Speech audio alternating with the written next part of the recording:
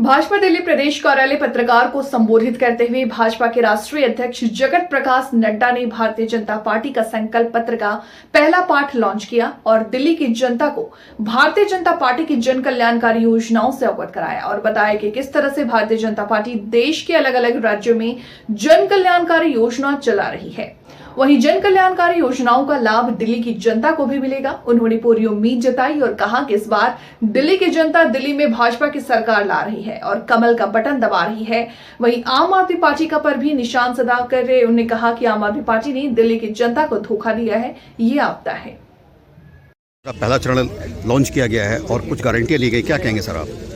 ये अपने आप में बहुत ही महत्वपूर्ण है और आज एक प्रकार से पूरी तरह से दिल्ली के लोगों के लिए सौगात जो भारतीय जनता पार्टी ने घोषित की, ये उसका ही परिणाम।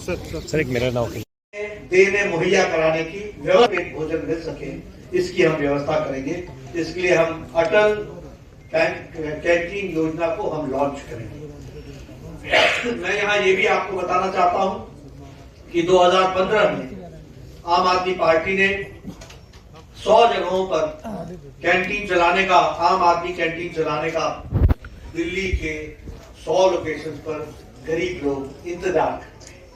और यह बात हमको ध्यान में रखनी चाहिए कि उन्होंने किस तरीके से गरीब आदमियों का, गरीब लोगों का मजाक उड़ाया है, खिल्ली उड़ाई है, उनका जिस तरीके से उनके साथ धोखा दिया है। ये समय आ गया है कि उनको इसका भरपूर जवाब मिले और मुझे पूरा विश्वास है कि आपके माध्यम से दिल्ली की जनता इसका भरपूर जवाब देगी।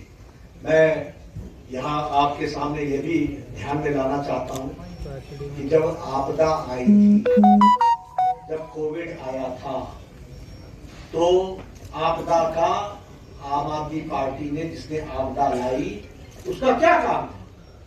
उसका काम था कि हमारे पूर्वांचल के लोगों को गलत गुमराह करके संगम विहार के बस स्टैंड पर पहुंचाओ, आनंद विहार के उस पर पहुंचाओ और उनको यहां से चलता करने का काम किया। किस तरीके से आम मानवीय व्यवहार किया। आज ये पूर्वांचलियों के चैंपियन बन रहे हैं, ये घड़ियाली आंसू बहा रहे हैं।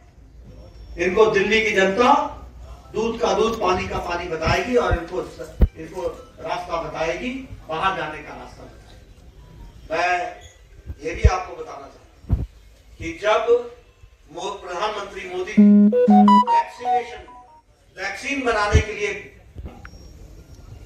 दिल्ली वासियों को गुमराह कर रहे थे, ऑक्सीजन के विषय पर गलत बयानबाजी कर रहे थे, पूर्वांचलों को दिल्ली से बाहर निकालने की योजना बना रहे थे और साथ ही साथ अपना शीश महल बना रहे